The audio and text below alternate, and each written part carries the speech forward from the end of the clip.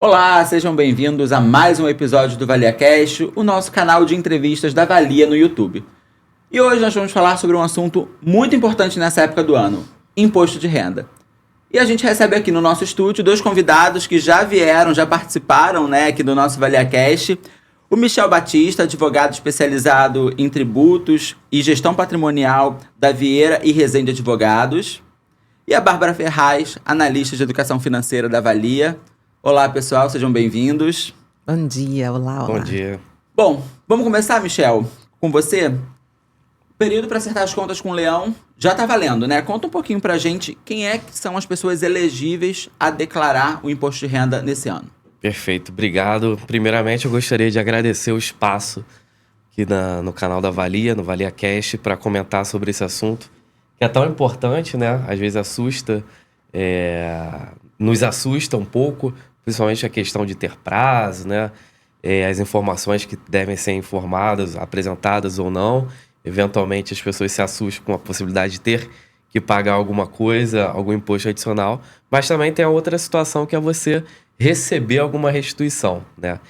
E aí eu sempre, quando a gente tem esse tipo de conversa, sempre gosto de destacar o lado de educação financeira da declaração de imposto de renda. Que é aquele momento que você faz aquele balanço da pessoa física, né? Você analisa quanto você recebeu no ano, as suas despesas, o que evoluiu o seu patrimônio, né? Então, de vez em quando eu gosto até de pegar umas declarações de 3, 4 anos atrás para ver, olha, eu melhorei, estou piorando, né? E isso é um exercício interessante também de educação financeira, né?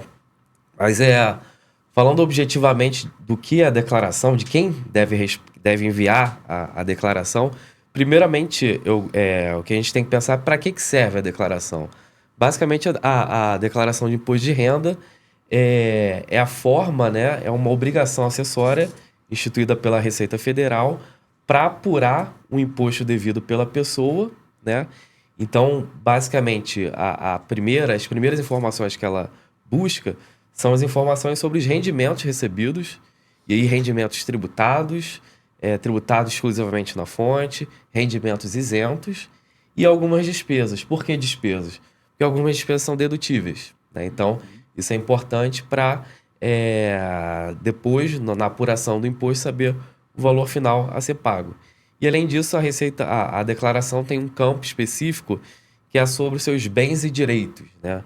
E ali a Receita Federal consegue controlar a sua evolução patrimonial. Por que esse controle é importante?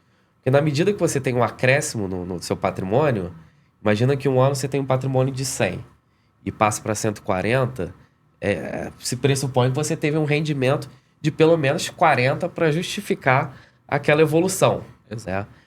Sempre tem algo a mais porque a gente tem um custo de vida, vai ter as despesas, né? Então, é uma forma que a Receita tem para, primeiramente, fazer esse controle, se você está realmente informando todos os seus rendimentos, e também é uma forma do contribuinte e a própria Receita, no momento da venda daquele ativo, ou na transferência, numa doação ou herança, ela ter o custo histórico daquele bem para saber a partir de qual valor, numa venda, por exemplo, se teria algum ganho e seria apurado algum imposto, né? Então, tendo isso em mente, para que serve a declaração de imposto de renda, qual o objetivo, o escopo dela, né? A gente chega agora na conclusão de quem deve ou não apresentar. E basicamente a regra a princípio, todo mundo deve apresentar, né? E a Receita Federal, sabendo que algumas pessoas têm um rendimento mais baixo ou não, que naquela situação não geraria tributo a recolher, por exemplo, ela estabelece alguns critérios de dispensa, né? Então, em tese, quem entrega? Todos menos alguns, né? Eu gosto de dizer assim, parte do princípio que você deva entregar, e se você tiver algum critério, você não está obrigado, mas se você quiser, ainda assim pode apresentar. E basicamente, esse ano, quem deve entregar é quem teve rendimentos tributáveis acima de R$ 30.639, mais ou menos 2 salários mínimos, né, por mês. Então você tem que entregar. Quem teve rendimentos isentos, não tributáveis ou tributáveis exclusivamente na fonte até R$200 mil. Então, isso foi uma mudança relevante esse ano, que até o ano passado esse limite, né, de dispensa era até R$40 mil. Então, se você tinha alguns investimentos financeiros e já superasse isso, dava cerca de 3 mil por mês, você teria que apresentar a declaração de imposto de renda. Agora, esse limite foi elevado bastante para 200 mil, então, com certeza, bastante contribuintes vão ficar fora da necessidade de apresentar a declaração por conta disso. Além disso, precisa apresentar a declaração quem tem bens avaliados na declaração de imposto de renda, né, pelo valor de custo, acima de R$800 mil. Também é uma mudança relevante. Até o ano passado era acima de 300 mil. Né? Então, se você tem um imóvel que recebeu de herança e não tem nenhum rendimento, mas esse imóvel está declarado por 1 bilhão, você precisa apresentar a declaração de imposto de renda, ainda que não tenha nenhum imposto a recolher, né?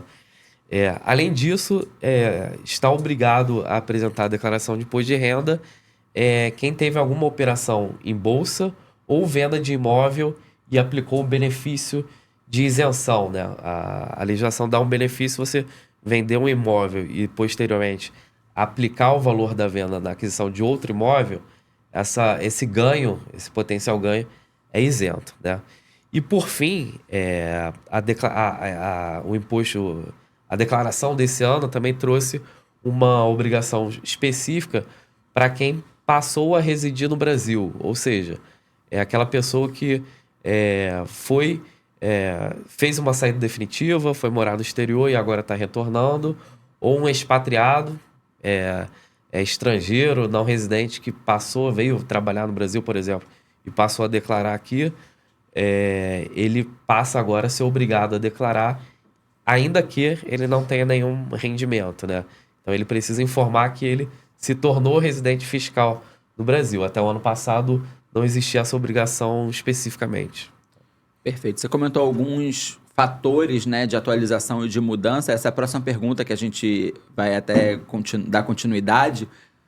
Todo ano a Receita traz novidades, né, de regras, mas também de formas de declarar, né? Esse ano tem algumas novidades relacionado ao preenchimento, né, dispositivos. Queria que você trouxesse um pouco essa visão de quais são as principais novidades que a Receita trouxe para esse ano, até para facilitar também, para ser menos doloroso, né, para cada contribuinte, para cada pessoa. Geralmente a gente está acostumado, né, sempre que é publicada a regulamentação sobre a declaração de imposto de renda e principalmente o programa é disponibilizado, né, a gente abre ali, fica vasculhando, ver o que tem de novidade. Algumas novidades a própria Receita já divulga, né, que vai acontecer. Mas esse ano não teve algo muito impactante. Tirando essa parte da elevação dos valores, né, que na verdade é uma regra, né? Então não é muito mais o sistema só reflete isso, né? No sistema em si, na declaração, o que foi alterado foram basicamente 3 pontos, né? E relacionados também à mudança na legislação, né? A primeira é esse campo específico para você dizer que você se tornou residente fiscal no Brasil. Então você vai lá e diz que você retornou para o Brasil naquele ano, e aí fica já no sistema da Receita Federal, que a partir de então você potencialmente tem algum imposto a recolher, e ela pode te fiscalizar, né? Além disso, no ano passado teve uma alteração muito relevante na legislação de pessoa física, que foi a mudança na tributação de investimentos no exterior, né? Seja investimento direto em ativos financeiros, seja investimentos via que a gente chama de offshore, né? As entidades controladas, né? E aí, essa legislação, ela te dá algumas opções de como declarar, por exemplo, as offshores, né? Se você vai declarar a offshore diretamente ou os ativos que a offshore detém, né?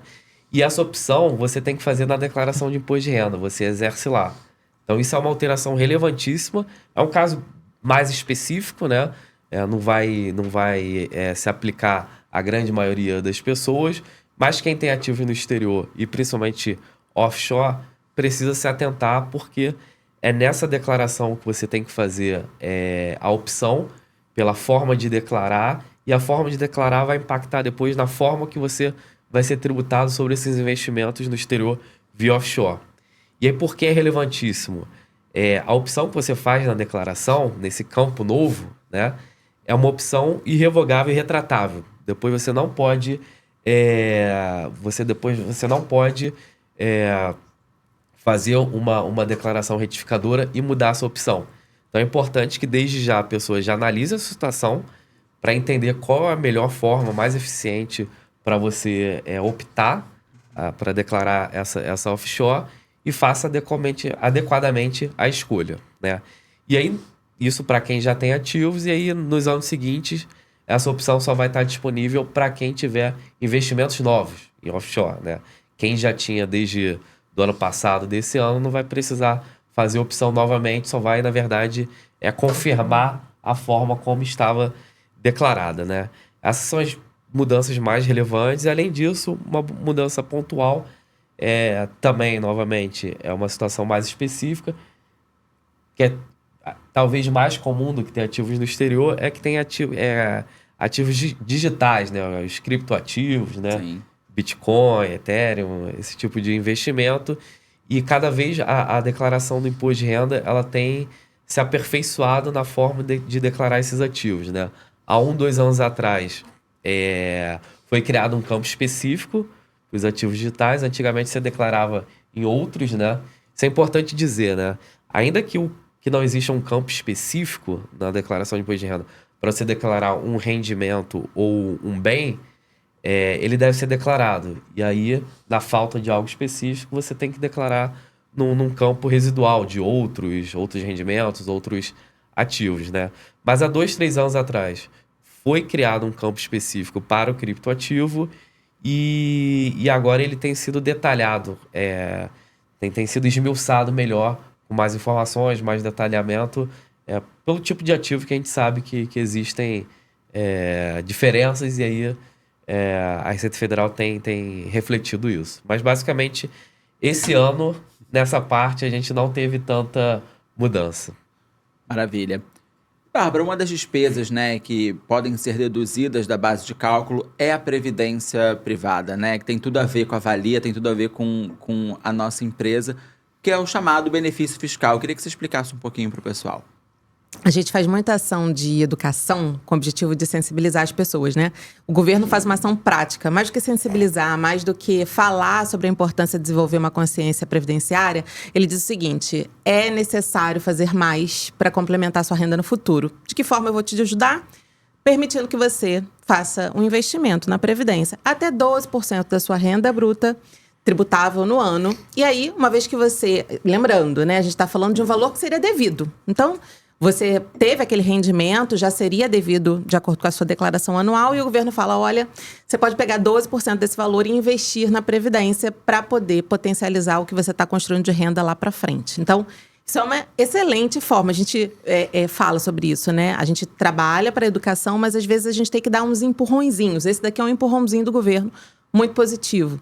Então, pensa que se você já deveria pagar ou tributaria sobre esse valor, se você está pagando ele para você mesmo, você está trocando, né, o investimento, o que seria gasto, né, o que seria pagamento de tributo para um investimento. Então, tá aí a grande vantagem. Posso complementar? Além dessa vantagem, que é mais expressa, né, e imediata, que é o fato de você deduzir. Então, no ano que você faz a aposta, na verdade, no ano seguinte, que você recolhe, né, eventual diferença, você tem uma tributação menor, também tem um possível grande pulo do gato aí, que é o seguinte: o que acontece é um diferimento, né? Você deixa de recolher no ano que você faz aporte, mas o seu saldo aumenta e quando você vai receber o benefício, ele é tributado. Acontece que, dependendo do seu regime de tributação, se você optar pela tabela regressiva e do tempo que você manteve aquela reserva, um rendimento que você receberia de salário, que seria tributado, por exemplo, a 27,5%, quando você receber o benefício depois, em 10 anos, ele passa a ser tributado a 10%. Né? Então, ainda tem esse benefício adicional que é bastante relevante, né?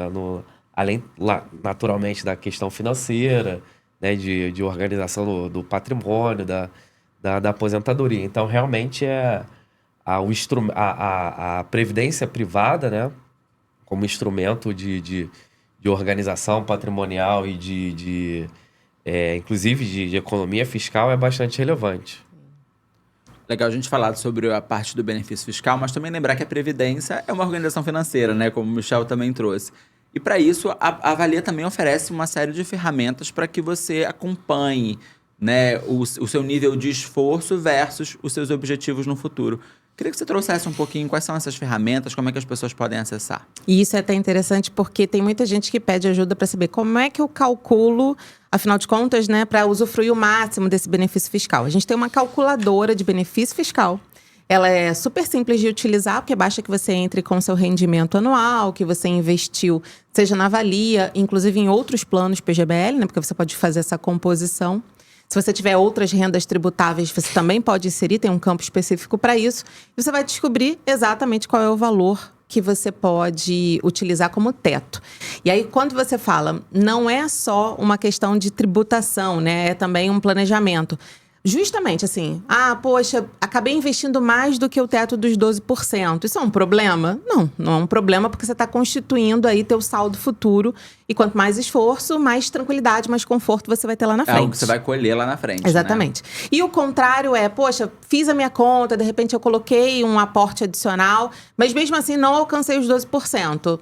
Também não é um problema, porque você pode usar até 12%. Então, tudo que você fizer a mais, você vai contabilizar ali na tua declaração. Então, a calculadora é uma ferramenta que te auxilia e aí pode até te sinalizar, bom, já que ela me responde quanto que eu estou alcançando pensando nesse investimento do ano, o quanto eu precisaria fazer mensalmente, né? E aí a gente tem a possibilidade ali de fazer uma ação. Se você é um participante de um plano patrocinado, eu vou alterar via percentual de contribuição, é uma opção. Ou eu vou compor isso colocando um aporte adicional, e aí com opções que você pode colocar direto no contra-cheque, o valor que você escolher, alterar o valor do prevaler, se for o caso. Então, essa é uma excelente ferramenta. E aí, pensando em futuro, de fato, né? Como que essa renda está sendo composta e de que maneira eu vou poder usufruir lá na frente? A gente tem um simulador de renda futura. E esse simulador também, se você está numa área logada, por exemplo, já com o seu usuário e senha no portal do participante, é um clique. Você vai clicar lá e ele vai te dar uma simulação pronta. E aí são ferramentas importantes porque é um olhar que vai compor várias escolhas, né? Só que o interessante é pensar que essas escolhas são dadas hoje para estabelecer esse futuro que você está se programando. Então, tanto a calculadora para saber qual é esse teto do benefício fiscal, é uma recomendação importante, e o simulador para ver como que essa renda está sendo composta lá para frente e se ela está adequada, né, ao que eu pretendo para minha vida. É bacana falar que o simulador de renda acabou de ser relançado, né? Uma versão nova para os participantes do Plano Vale Mais. Então tá muito intuitivo, tá muito fácil de você entender, né? E poder refletir de fato se o seu esforço de hoje tá coerente com os seus objetivos do futuro, né? Exatamente. Eu, assim que lançou, eu também entrei lá, fiz a minha simulação, já fiz os meus pensamentos, já tô também fazendo meus planos para que a gente, né, colha lá na frente algo que a gente quer. Né? Não adianta chegar lá na frente e a gente falar, eu deveria, né? A gente tem que aproveitar o momento atual para tomar as melhores escolhas pra gente mesmo, né? E o interessante é porque, assim, já foi mais difícil descobrir isso, né? Eu precisava ir até uma agência, ou depois de um tempo, né? Eu tinha ferramentas online, mas eu precisava acionar alguém via consultoria para poder descobrir essa informação. E hoje a gente está falando de uma informação de autoatendimento. Então, você consegue de maneira simples, via portal, via aplicativo, você vai clicar lá e vai ter essa informação. E a partir dali, poxa, quero entender ainda mais, ou quero estabelecer uma estratégia diferente, compondo mais de um plano. Aí, beleza, aí você agenda uma consultoria, especialmente para quem já está numa fase mais próxima da aposentadoria, né? Para poder entender essa melhor alternativa. Então, fica o convite. E de forma muito fácil e simples, né? No ValiaCast que a gente teve aqui recentemente de resultados, a diretoria falou sobre experiência do cliente, né? Como é que isso está sendo bem visto e investido na Valia para que os nossos participantes tenham uma experiência fluida, uma experiência positiva. E o simulador com autoatendimento de uma forma simples, clara, direta, é um exemplo concreto dessa visão que a Valia toda está construindo. E elimina o fator surpresa, né? Exatamente. A gente contribui, assim, eu contribuo, mas aquilo sequer faz parte de um planejamento, de algo intencional. E aí, chega lá na frente, de repente, o resultado que eu obtenho não é o que eu gostaria. Então, o simulador vem para terminar com esse fator surpresa. Tirar o deixa a vida me levar, né? Você Exatamente. poder chegar lá e assumir o controle desse barco, né? O controle desse... E mudar o percurso. Exatamente. O quanto antes melhor, mas nunca é tarde, né? Exato. Acho que é bacana a gente ter essa visão. E, Michel, como é que são as formas para declarar o imposto de renda nesse ano, né? Todo ano a Receita informa novamente isso, né? Quais são as diferenças de cada aplicativo, né? Que cada device e quais são as vantagens de cada um deles? Isso é importante também, um pouco em linha com a fala da Bárbara, né? Da Valia tá facilitando, né? Essa interação do usuário, né? A Receita Federal também tem essa preocupação, né? De tornar o processo cada vez mais fácil e intuitivo, né? Então, quem é mais antigo vai se lembrar que antigamente a declaração era feita num formulário de papel, você tinha que protocolar na Receita, enviar por correspondência, né? Então era bem mais complexo, né?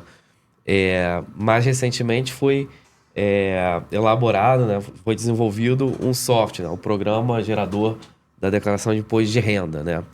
E mais nos últimos anos, a Receita Federal desenvolveu mais duas formas de você entregar a declaração.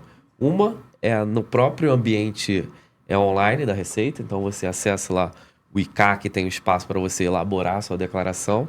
E aí é legal que você pode começar a preencher, baixa umas informações, deixa lá aberto, fecha, vai dormir. No dia seguinte você volta, no final de semana você consegue continuar preenchendo. E mais recentemente também um aplicativo que você pode baixar no celular, no tablet, fazer no caminho para o trabalho, né? Onde você tiver um tempo no almoço, sobrou um tempinho ali depois do almoço, você preenche as informações, né? Então, basicamente, hoje tem essas três plataformas, né? O programa, que você baixa no computador, online, que é você acessando o ambiente virtual da Receita Federal, e, por fim, aplicativo que você pode baixar em qualquer device, né? Qualquer computador, celular, tablet, né? E aí, qual é a diferença de cada um deles, né? O aplicativo e o ambiente online, eles ainda não têm a plataforma totalmente completa, eu diria assim, né? Então, alguns rendimentos e algumas situações você não tem ali a opção para declarar. Por exemplo, recebimentos de ativos no exterior, ganhos na compra e venda de bens, né? Então, se você vendeu um imóvel e teve um ganho, você não consegue declarar no aplicativo e no ambiente online. Então, o software, né, o programa, ele ainda é a plataforma mais completa, né? Então, você pode optar por qualquer plataforma que for mais conveniente, desde que você não fique nessas situações que não tem espaço, né? Não tem um campo nas duas últimas, né? Que basicamente seriam essas: bens recebidos no exterior, rendimentos, né? Ganhos de capital na venda de bens ou as operações em bolsa, por exemplo. Rendimentos isentos de atividade rural, também não tem esse campo. Aí nessa situação você tem que ir para o bom e velho programinha da Receita Federal. Maravilha. Mas a tendência é que as três plataformas vão se desenvolvendo e tenham todas essas funcionalidades, né? Hoje ainda não tem, mas a tendência é que futuro próximo seja bastante parecido. Legal. E uma grande dúvida que as pessoas têm é sobre o tipo de declaração, né? Você tem os dois modelos, completo e simplificado. Como é que você escolhe qual é o melhor modelo para você? Qual é a dica que você dá? Essa é uma pergunta também relevante, né? Porque impacta no final do dia o valor potencial que você tem a pagar. Mas, por outro lado, a própria Receita e principalmente o programa gerador, né? Ele te informa, ele te faz uma simulação ali mais do que tempo real, imediata, de quanto você recolheria em cada sistema, em cada regime, para você fazer a melhor escolha, mais eficiente, né? Mas, basicamente, explicando o que é o regime simplificado ou completo. Completo é o padrão, né? E aí ele faz a apuração padrão do imposto de renda. E a apuração padrão é receitas, rendimentos tributáveis, menos despesas dedutíveis. O que sobrar seria o seu lucro, né? Seria o valor tributável, e aí você aplica a tabela do imposto de renda de 0 a 27,5%. Aí você chega no seu valor a recolher. Para fazer isso, naturalmente, você tem um trabalho maior, que você precisa informar as suas despesas dedutíveis, né? Você precisa ter o comprovante, você precisa saber se aquela despesa é dedutível ou não. Tive um gasto de uma consulta aqui de terapia. Essa terapia é dedutível ou não? Esse médico é dedutível ou não? Esse plano de saúde, eu guardei o comprovante ou não? Então tem uma certa complexidade aí. Sabendo que nem todo mundo tem condições de fazer isso, ou até para simplificar para o contribuinte, a lei ela estabelece um regime alternativo, que é o simplificado. Regime simplificado, basicamente, ele diz que o contribuinte pode deduzir, né, considera de forma presumida que 20% do seu rendimento bruto é despesa dedutível, né? Então, você optando por esse sistema, automaticamente 20% da sua base é deduzida. Então, se você recebeu 100 de salário, você só vai tributar 80. E te dispensa de apresentar os comprovantes. Tá? Então, é mais simplificado.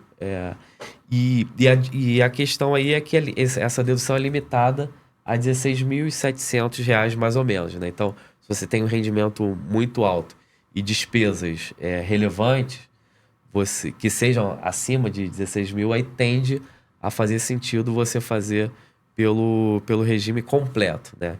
Então, resumidamente, o regime simplificado, ele tende a ser mais vantajoso para quem tem um volume baixo de despesas, né? Ou por algum motivo não conseguiu reunir aqueles comprovantes. Porque no regime simplificado, você não tem que imputar nenhum dado, CNPJ, CPF de fonte que recebeu algum pagamento, né? E aí um ponto de atenção que tem que ter é que a opção desse regime, ela também é retratável e revogável. Se você retificar a declaração, você não pode mudar. Então, por exemplo, eu vou fazer a declaração de imposto de renda, vi aqui que eu tenho 5 mil só de despesas dedutíveis, então no meu caso vale a pena ir para o regime simplificado, que eu conseguiria deduzir até 16 mil, né? E aí, 2 meses depois eu lembro, tive um gasto de médico aqui, fiz uma cirurgia no ano passado que foi 20 mil e esqueci de declarar. Vou lá, vou retificar e vou... Não, você não vai poder porque você não pode mudar para o regime completo. Então, se você sabe de antemão que tem aquela despesa, porém não conseguiu comprovar ou recuperar os comprovantes, você pode fazer a declaração completa e depois retificar. E aí você, talvez em algum momento você vai ter um pagamento de imposto ou uma restituição menor, mas no momento que você fizer a retificação, aquela restituição vai aumentar, né? Então, é importante ter... Vai ser reajustada de acordo com esse novo comprovante. Eu acho interessante, assim, é claro que a gente está falando e as pessoas estão atentas ao período de declaração de 2024. Mas aproveitando que a gente ainda não está na metade do ano, né? Se puder já criar aquela bela pastinha, né? IR 2025, para você não cair nessa de novo. E você vai colocando lá, porque... Gente, é possível, né? Você consome alguma coisa, paga alguma coisa e não vai ter em mãos na época da declaração. Eu, por exemplo, peço com antecedência a declaração na escola, né? Se fiz algum programa, por exemplo, estou cursando uma pós-graduação, vou salvando isso lá aos poucos para não perder e ficar com esse ponto de atenção. Porque foi exatamente o que você falou. Pode ser que você não tenha em mãos, mas que vai ser mais vantajoso você fazer no completo. Exatamente. Então vai salvando ao longo do ano. Fica aí a dica para 2025 já ficar mais leve, né? É importante, né, esse controle para tudo que altera seu patrimônio. Os rendimentos também, muito comum, somente pessoas, profissionais liberais que recebem pagamentos, não tem uma fonte específica de rendimento, Sim. recebem pagamentos por consultoria, por serviços específicos, aí tem que controlar aquilo tudo. Se chegar em 31 de maio para recuperar todas essas informações, não vai conseguir. Se você adquiriu também um bem relevante, é importante você ir anotando, né, para não esquecer, né? Que você comprei uma moto, comprei e vendi no mesmo ano, teve um ganho, né? Então, é importante fazer esse controle ao longo do ano, né? E o participante do Plano Prevaler, Bárbara, também pode ter acesso ao benefício fiscal? Com certeza. Aliás, se você ainda não ouviu falar do Prevaler, apesar da gente sempre reforçar em todas as nossas comunicações, mas o Prevaler é um plano que a Valia oferece para os próprios participantes ou seus familiares.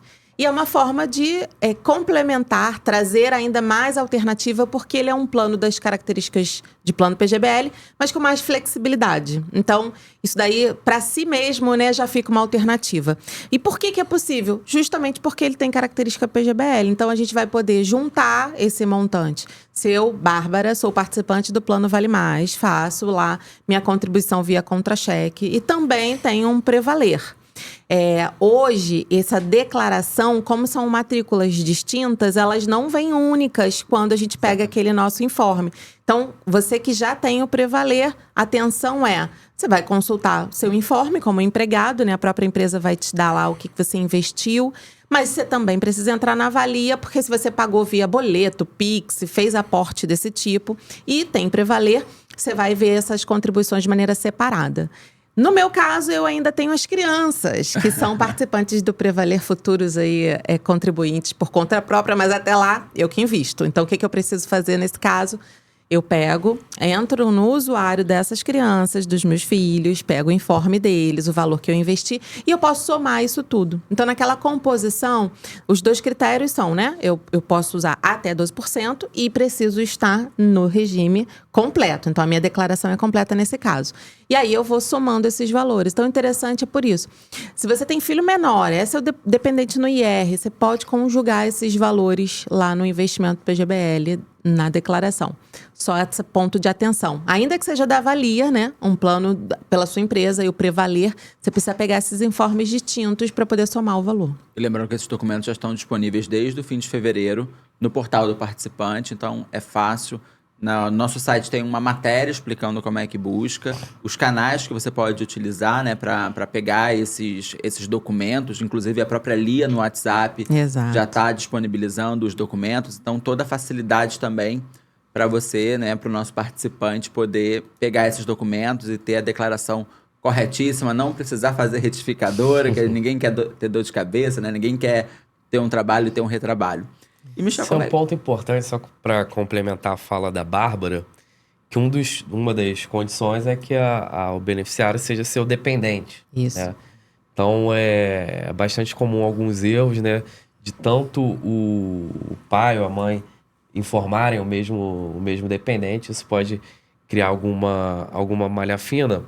E aí, só quem informou, só um pode, na verdade, informar o filho, né? O dependente.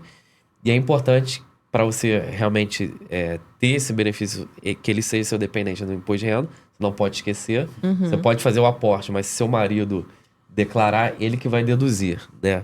E aí tem um ponto importante também, que é a partir de 16 anos, se o dependente tiver mais de 16 anos, ele também precisa ter a contribuição dele, específica dele, para o regime geral, para a Previdência Geral do INSS. Até 16 anos não tem esse requisito, mas aí quando ele já está chegando à maioridade, para ele poder deduzir também a parte do pré-valer, ele tem que ter os dois.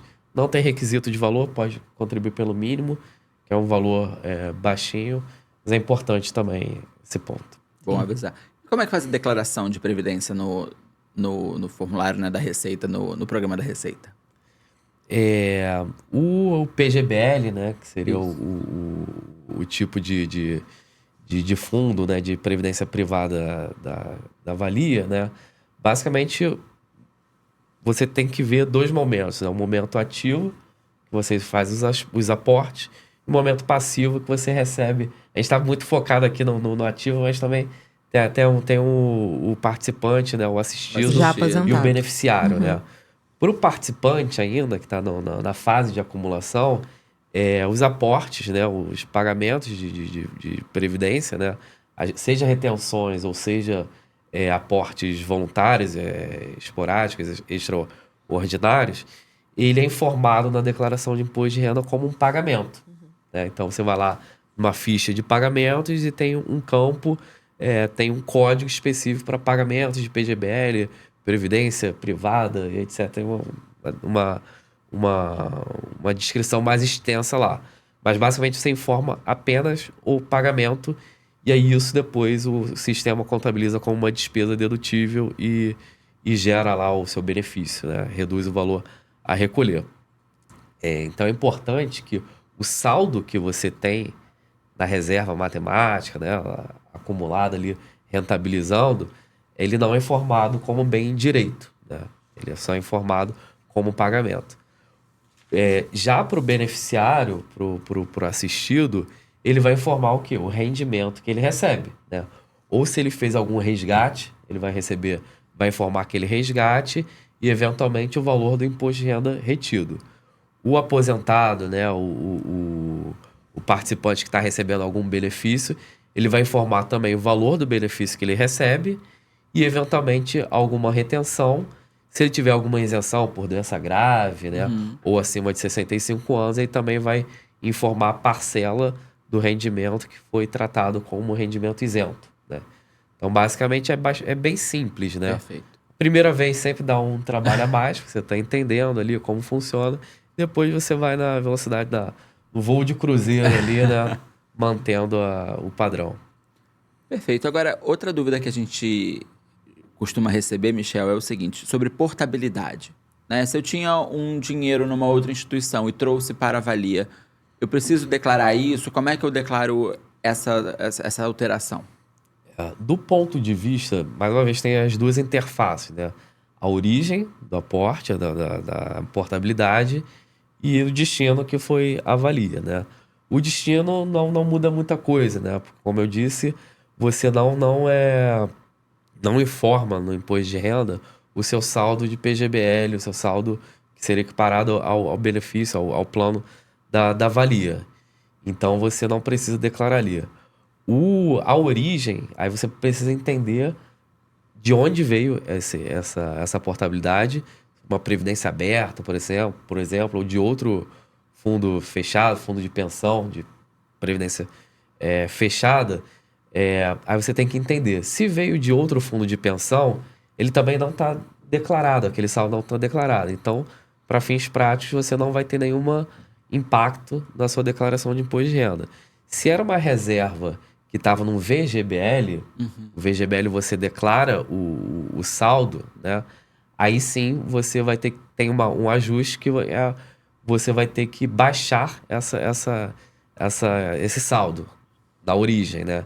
Então, na declaração no campo de 2022, você vai zerar, né? Porque ele passou a ser um aporte num saldo de VGBL que deixa de ser informado, né? Mas aí vale a pena alertar, né? Porque aí não é portabilidade. Então, o participante pode até usar isso como uma estratégia, né? Tinha um VGBL, e aí eu tô vendo que o rendimento não é bacana, ou a taxa que eu pago de administração é muito alta, eu vou baixar esse investimento para transformar ele num aporte. Aí entra nesse critério, né? A portabilidade, de fato, vai ser só se era PGBL, veio para cá também como PGBL. Então, fez uma portabilidade PGBL para PGBL, não se preocupe, né? Invista, inclusive está tendo uma campanha, né, de portabilidade, a Valia está fazendo uma campanha, né, premiando, né? Tem comparativos para isso. Exatamente, muitos comparativos positivos, históricos positivos de rentabilidade. Então, vale a pena você dar uma pesquisada, dar uma acompanhada, informações também no site da Valia, nas redes sociais. E, Bárbara, a gente está falando aqui de um tema de imposto de renda, a gente falou de educação financeira no início. As pessoas que querem buscar mais conhecimento, querem se aprofundar nesse tema, querem tomar as rédeas, né, da sua vida financeira, como é que elas podem ter a Valia como um grande aliado?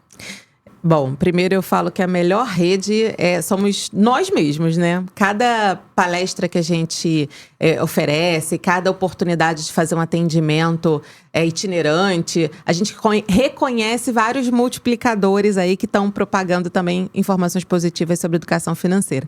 Nós, especificamente, nós temos uma plataforma. Então, a Valia sempre foi uma instituição educadora, né? Desde os anos 70, a gente promove conversas, diálogos, palestras, cursos, mas há alguns anos a gente vem se estruturando já como um programa de educação e isso permeia uma série de serviços.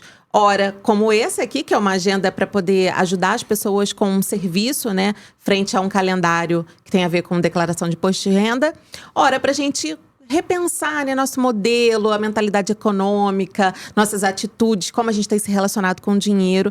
E isso se traduz hoje numa plataforma de educação que se chama Valia Verso. Então lá, seja você participante, seja para sua família, e é aberta. Então qualquer pessoa que faça o cadastro, ela pode utilizar. Lá a gente vai encontrar entrevistas, jogos, quiz, testes.